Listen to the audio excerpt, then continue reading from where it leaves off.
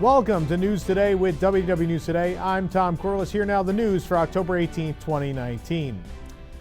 It's been over a week now since the Disney Skyliner accident at Walt Disney World. Due to a lack of communication with Skyliner ground ops, guests that had been stuck inside gondolas began calling 911 on their cell phones to seek help during the incident.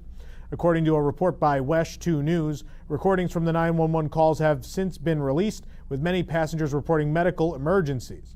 While some guests seem merely frustrated about the lack of communication, one caller reported that a man had passed out inside of a gondola, while another mentioned that a woman inside the gondola had lost consciousness. Guests were hospitalized after the accident, with many requiring medical attention. Disney Parks has since released an official statement regarding the Skyliner accident, where they addressed communication issues with guests while on board the gondolas. And we, of course, talked about that on the last show. It's interesting that this still hasn't been called an accident. Disney said no one was injured, but, I mean, people were unconscious and things like that. So it's just a very, very odd situation, and maybe why, as a PR department, you shouldn't jump to make statements while an incident is ongoing. Just a thought. Magic Kingdom will be closing early for a private event on October 22nd. The private event is set to take place from 7 to 11 p.m., meaning the park will officially close to guests at 6. Tomorrowland will be closing half an hour earlier at 5:30 that day. At the Magic Kingdom, Splash Mountain is scheduled to undergo its almost annual refurbishment in January 2020. The refurbishment is expected to begin on January 6th and will last through February 27th, with the attraction reopening on February 28th of 2020.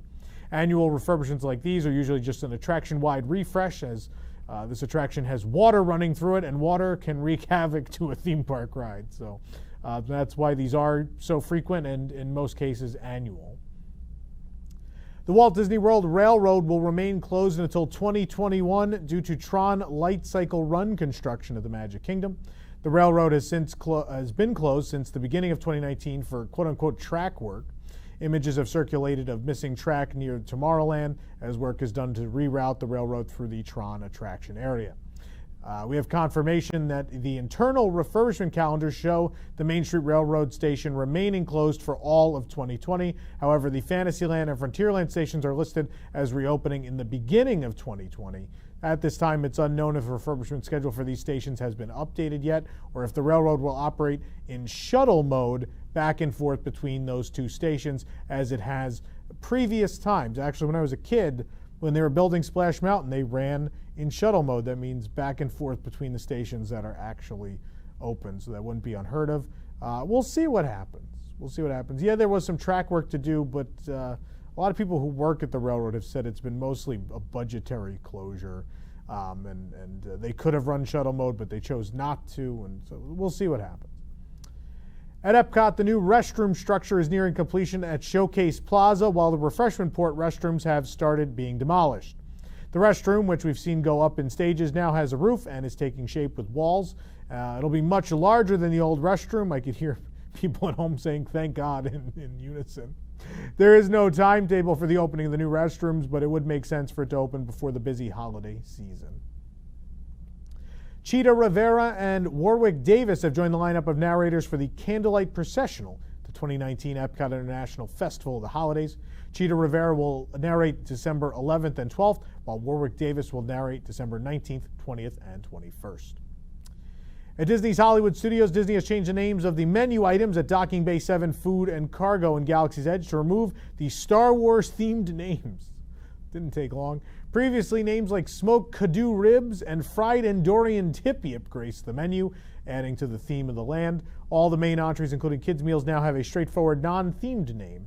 For example, the shock roast is now simply beef pot roast, and the yob shrimp noodle salad is now shrimp and noodle salad. Oh, so different.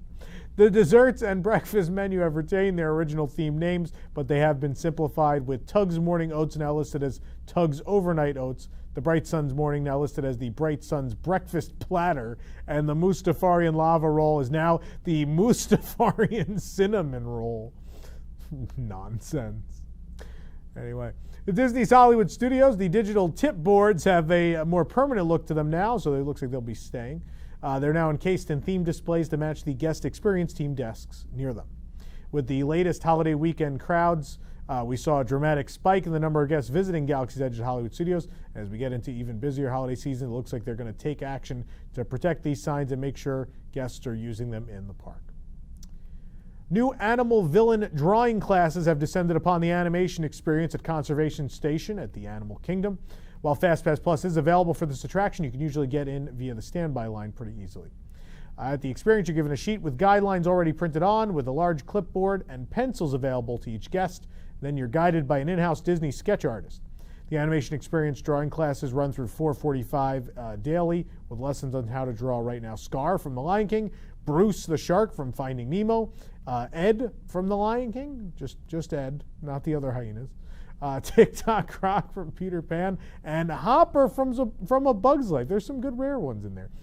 Those all rotate throughout the day. You can watch a video of that experience right here on our YouTube channel. The Hakuna Matata dance party may have ended its limited time run, but Timon and Rafiki are still keeping the party going at Animal Kingdom. No longer occupied with their dance moves, they've moved on over to Discovery Island's character landing, where they're meeting and greeting guests for a special photo op now. So that's where you'll find those two.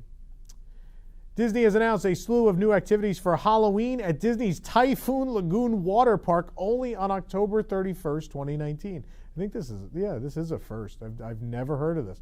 Guests of all ages can grab some goodies at Typhoon Lagoon. Candy stops will include Typhoon Lagoon's front entrance, Singapore Sal's, and Safe Harbor. You know, I seem to remember a famous movie where someone gets a Baby Ruth and it ends up in the pool. I don't know if this is a great idea. We'll see what happens. Available for one day only at Happy. Oh boy. Available for one day only at Happy Landings Ice Cream. The Ice Cream Cone features orange Dole Whip soft serve, a sandwich cookie waffle cone, colorful Halloween sprinkles, and a white chocolate surfboard.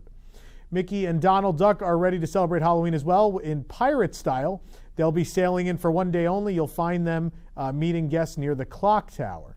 And of course, no Halloween celebration is complete without great music. So head on over to the clock tower stage for the unforgettable DJ dance party and some wickedly good beats. From tie-dye projects to coloring pages, the arts and crafts at the water parks are always a great way for families to spend quality time together. In honor of Halloween, you can decorate your very own mini pumpkin, and you can visit Singapore Sal's for a festive display of carved pumpkins as well. You can even vote on your favorite. In addition to all the Halloween festivities at Typhoon Lagoon, you can also try the fall-inspired menu items, including pumpkin milkshakes, pumpkin cream churros, and pumpkin sundaes. All those are available now through November 23rd, 2019. The Grand Floridian Society Orchestra debuted a new performance stage at the Grand Floridian recently. The orchestra has had to move several times in the past few months with all the construction, having initially moved from their original location to a temporary stage in the center of the lower-level lobby. They're currently now located immediately to the left as guests enter the resort lobby from the main entrance. Although this setup doesn't look permanent, it looks like this might be their current home for the time being. The area was enhanced for the orchestra's newest performance location this year with a new sound system and two-level stage. This is really, really sad. The lobby was in a lot of ways designed with the acoustics in mind for this group.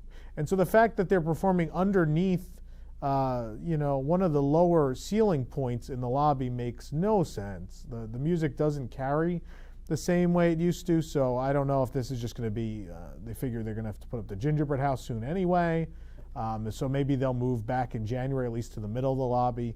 Who knows? Either way, I think it's hard to say anything about this was a positive change. It's beginning to look a lot like the most wonderful time of the year at Walt Disney World. Christmas merchandise has arrived. Today we spotted a light-up Christmas sweater, a 'Tis the Season to Be Jolly t-shirt, Mickey's Main Street Tree Farm shirt. No, it's a Tree Farm shirt. Mickey's We Bring the Merry hoodie, a Christmas flannel patterned spirit jersey, and a Mickey Mouse flannel Santa hat. 2 other Christmas spirit jerseys are also available on Shop Disney already. You can see photos and prices of all of these new items on wdwnt.com. For a limited time this fall, guests visiting the Disney parks and sailing with the cruise line will get an early glimpse of scenes from Frozen 2. Beginning November 3rd, a special look at the moments from the film will be presented in the Hyperion Theater at California Adventure for guests gathered to experience the Frozen Live at the Hyperion Stage Spectacular. This will be a pre-show there. Sneak peeks of the film will also be shown in the Studio Theater at Walt Disney Studios Park in Disneyland Paris starting November 4th. and as part of the Walt Disney Presents attraction at Hollywood Studios beginning November 5th. Meanwhile, it'll be on board the Disney Cruise Line during the month of November. Merchandise location pages on the Walt Disney World and Disneyland Resort websites now show eligible discounts, making it easier than ever to figure out if you can save some money on all your purchases. All you have to do is click the View Discounts tab below the categories, and it will display all the eligible discounts at that merchandise location. As of recording, the discount tab has not been made available in the My Disney Experience app, though a discount is listed in the categories section. New Disney Parks Designer Collection Hipster Mickey ear hats are available, designed by Jared Moriyama, now available at the Disney Parks and Shop Disney. Found the ears on display over at Mouse Gear at Epcot. Designed by illustrator Jared Moriyama, the ears are the latest installment in the Disney Parks Designer Collection. They retail for $58, which is considerably less than $600. It's good if you want them. In Disneyland, Sleeping Beauty Castle has received its first layers of snow ahead of the arrival of the holiday celebrations that begin at the park on November 8th. This marks the newly refurbished castle's first winter overlay since construction walls came down. The castle still needs more snow added to all the remaining roofs in the coming days, as well as wreaths and glowing icicle lights to complete the winter transformation. For more information on these stories and more, head on over to wdwnt.com. If you're enjoying the show, be sure to like this video, subscribe to WDW News Today on YouTube for more great content, and click the bell for notifications. For the worldwide leader in Disney Parks news, this is Tom Corliss saying enjoy the rest of your today and have a great, big, beautiful tomorrow.